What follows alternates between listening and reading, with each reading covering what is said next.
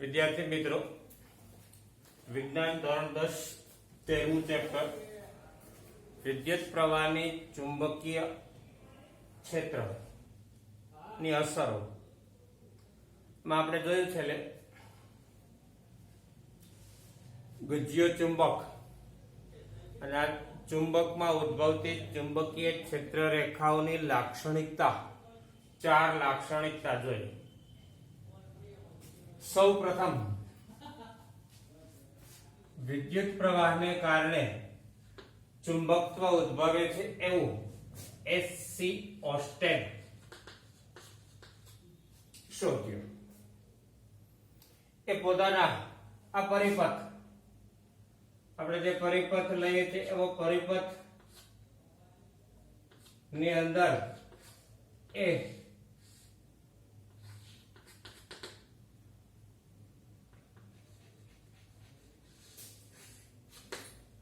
પ્રક્રિયા કરી રહ્યા હતા ત્યારે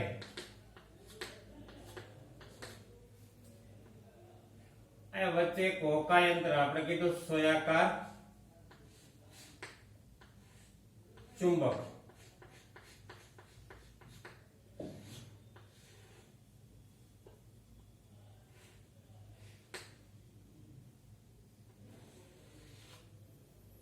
વચ્ચે પડ્યું હતું। એ અન્ય પ્રયોગ કરી રહ્યા હતા। હવે સોયાકાર ચુંબક હોકાયંત્ર પડ્યું હતું એ પ્રયોગ કરતા કળ દબાવે એટલે પરિપથમાં વિદ્યુત પ્રવાહ પસાર કરતા આ સોયાકાર ચુંબક એક કોણાવર્તન દર્શાવ્યું એટલે આમ બદલે ને વિચાર આવ્યો કે આવું શું થાય એટલે સ્વિચ બંધ કરી એટલે કળ કાઢી લીધી તો પાછી મૂળ સ્થાને વહી ગઈ। ફરીવાર કળ દબાવી ફરીવાર કોણાવર્તન થયું। પછી બેટરીના છેડા ઉલટાવી નાખ્યા, ધન આ બાજુ ઋણ આ બાજુ એટલે બેટરી એટલે વિદ્યુત પ્રવાહની દિશા ઉલટાઈ ગઈ અને કળ દબાવી તો સોયાકાર ચુંબક પહેલા કરતા વિરુદ્ધ દિશામાં કોણાવર્તન દર્શાવ્યું અને આ ઉપરથી એને સાબિત કર્યું કે વિદ્યુત પ્રવાહ સુરેખ વાહકતાર, આ વાહક સીધો એટલે સુરેખ વાહકતારમાં વિદ્યુત પ્રવાહ પસાર કરો તો ચુંબકીય ક્ષેત્ર ઉદ્ભવે છે। હવે આપણે આવા સુરેખ વાહકતારમાં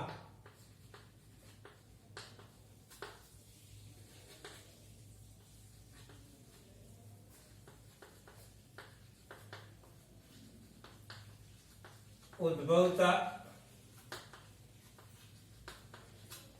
चुंबकीय क्षेत्र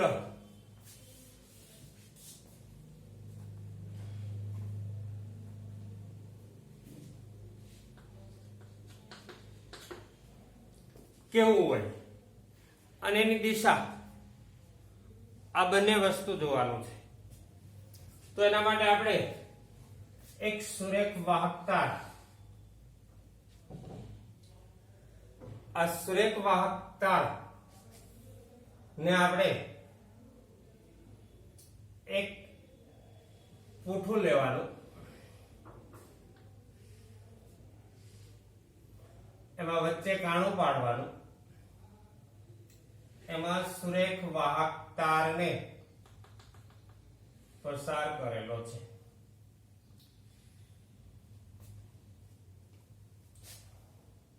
આ સુરેખ વાહક તાર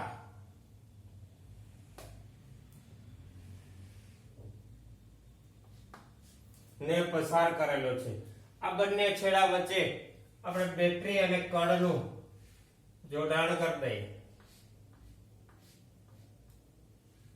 આ બેટરી, આ કળ,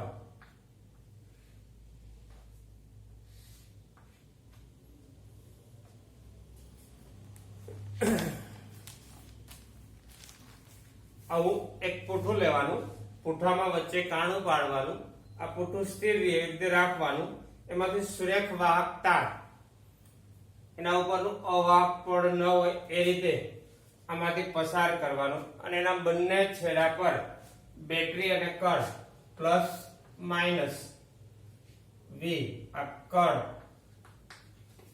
આ વિદ્યુત પ્રવાહની દિશા કળ દબાવીએ ત્યારે અને આ પુઠ્ઠા પર જ્યાં તમને લીખ કીધું વચ્ચે કાણું પાડ્યું વાહક તાર એની આસપાસના ભાગમાં લોખંડનો ભૂકો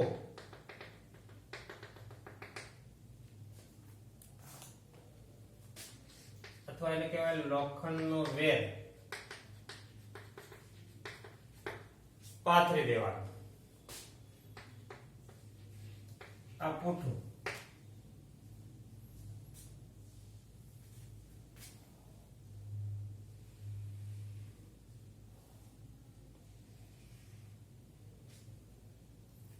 આટલું થઈ ગયું.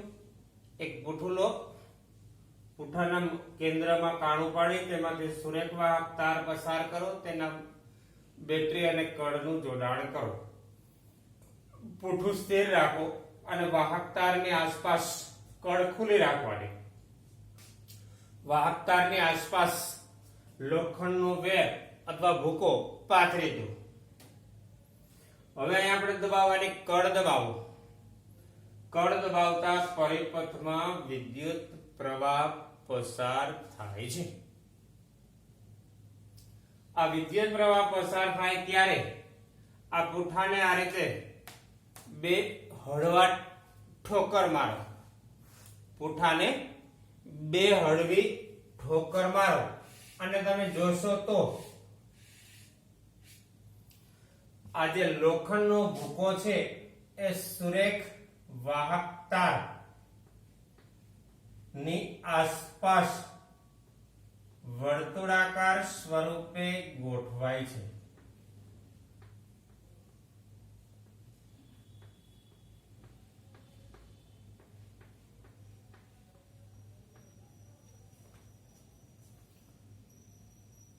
લોખંડનો ભૂકો સુરેખ વાહક તારની આસપાસ વર્તુળાકાર સ્વરૂપે ગોઠવાય છે.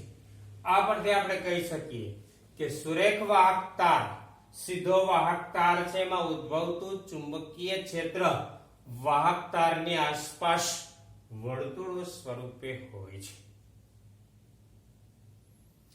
આ ચુંબકીય ક્ષેત્રની દિશા આપણે નક્કી કરવાની છે અને દિશા જમણા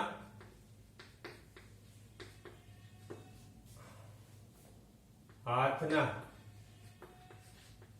અંગૂઠાના નિયમ પરથી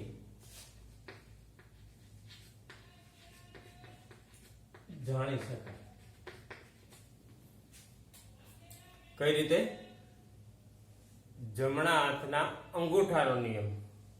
એ નિયમ પછી તો પેલા આખો પ્રશ્ન આટલો બધો કે સુરેખ વાહક તારમાં ઉદ્ભવતા ચુંબકીય ક્ષેત્ર સમજાવો અને તેની દિશા કઈ રીતે જાણી શકાય. આટલો પ્રશ્ન 3 ગુણમાં આવે. તો પહેલા આકૃતિ, પછી આકૃતિનું વર્ણન. એક સુરેખ વાહક તાર ને પુઠ્ઠાના કેન્દ્રમાં છિદ્ર પાડી તેમાંથી સુરેખ વાહક તારને પસાર કરી તેના બંને છેડા પર બેટરી અને કળનું જોડાણ કરો. હવે કળ ખુલ્લી રાખો અને સુરેખ વાહક તારની આસપાસ પુઠ્ઠા પર લોખંડનો ભૂકો પાથરી દો. હવે કળ દબાવતા પરિપથમાં વિદ્યુત પ્રવાહ વહે છે અને પુઠ્ઠાને 1-2 સહેજ ઠોકર મારતા પુઠ્ઠા પરનો લોખંડનો ભૂકો વાહક તારની આસપાસ વર્તુળાકાર સ્વરૂપે ગોઠવાય છે. આમ પરથી આપણે કહી શકાય કે સુરેખ વાહક તારમાં ઉદ્ભવતું ચુંબકીય ક્ષેત્ર, શબ્દ યાદ રાખજો, સુરેખ વાહક તારમાં ઉદ્ભવતું ચુંબકીય ક્ષેત્ર વાહક તારની આસપાસ વર્તુળાકાર સ્વરૂપે હોય છે. વાહક તારની આસપાસ વર્તુળાકાર સ્વરૂપે હોય છે અને આ ચુંબકીય ક્ષેત્રની દિશા જમણા હાથના અંગૂઠાના નિયમ પરથી જાણી શકાય છે. હવે આપણે દિશા દર્શાવવાની છે. એના માટે આપણે પહેલા જમણા હાથનો અંગૂઠાનો નિયમ, આ તમારો જમણા હાથમાં સુરેખ વાહક તારને એવી રીતે પકડેલો કલ્પના કરવાની છે, કારણ કે વાહક તારને પકડાય નહીં. આ કલ્પના કરો કે તમે સુરેખ વાહક તારને જમણા હાથમાં એવી રીતે પકડેલો છે. આ વાહક તારને આ આંગળીઓથી દબાવેલો છે. આ વાહક તાર છે, આ અંગૂઠો. જમણા હાથમાં સુરેખ વાહક તારને એવી રીતે પકડેલો કલ્પો કે જો વાહક અંગૂઠાની દિશા વિદ્યુત પ્રવાહની દિશા દર્શાવે. કોની? વિદ્યુત પ્રવાહની દિશા દર્શાવે તો વાહક તારની આસપાસ વીંટળાયેલ આંગળીઓની દિશા ચુંબકીય ક્ષેત્રની દિશા છે. અંગૂઠાની દિશા શું બતાવશે?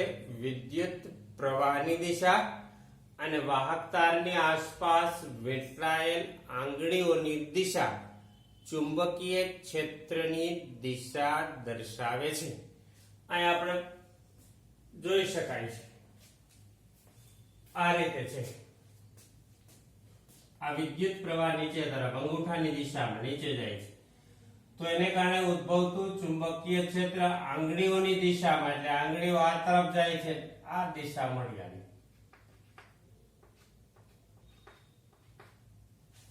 હવે જો આ વિદ્યુત પ્રવાહની દિશા ઉપર જતી હોત તો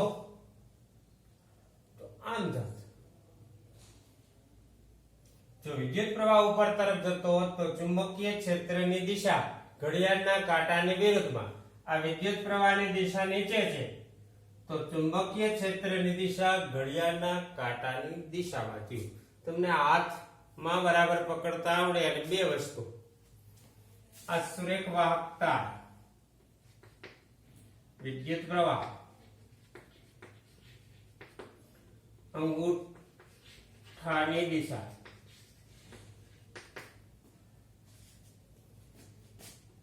અને આ એની આસપાસ વીંટળાયેલ આંગળીઓની દિશા.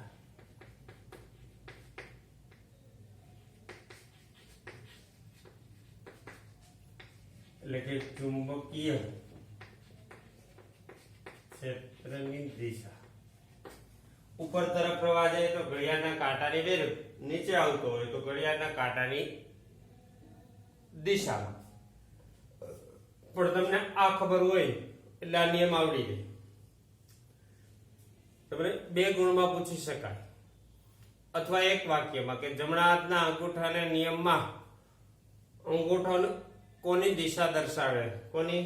વિદ્યુત પ્રવાહની દિશા દર્શાવે છે. જમણા હાથના અંગૂઠાના નિયમમાં આંગળીઓ કોની દિશા દર્શાવે છે?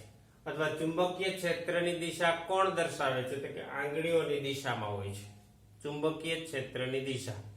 નિયમ ફરીથી, જમણા હાથમાં સુરેખ વાહક તારને એવી રીતે પકડેલો કલ્પો કે જો સુરેખ અંગૂઠાની દિશામાં વિદ્યુત પ્રવાહની દિશા હોય તો સુરેખ વાહક તારની આસપાસ વીંટળાયેલ આંગળીઓની દિશામાં ચુંબકીય ક્ષેત્ર હોય છે. એટલે બે પ્રશ્ન થયા. એક આ સુરેખ વાહક તારમાં ઉદ્ભવતું ચુંબકીય ક્ષેત્ર, એની આકૃતિ અને બધું લખવાનું. હું બોલ્યો આકૃતિ દોરવાની, આકૃતિનું વર્ણન, અને પછી બીજો પ્રશ્ન અહીં એનો આવશે કેના વડે નક્કી કરી શકાય? તો કે જમણા હાથના નિયમ વડે. બીજો પ્રશ્ન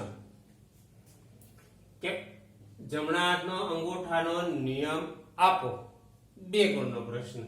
તો એમાં આ આકૃતિ આવી રીતે કેટલું દોરવાનું? આ વિદ્યુત પ્રવાહની દિશા, અંગૂઠાની દિશા, આ આંગળીઓની દિશા, ચુંબકીય ક્ષેત્રની દિશા.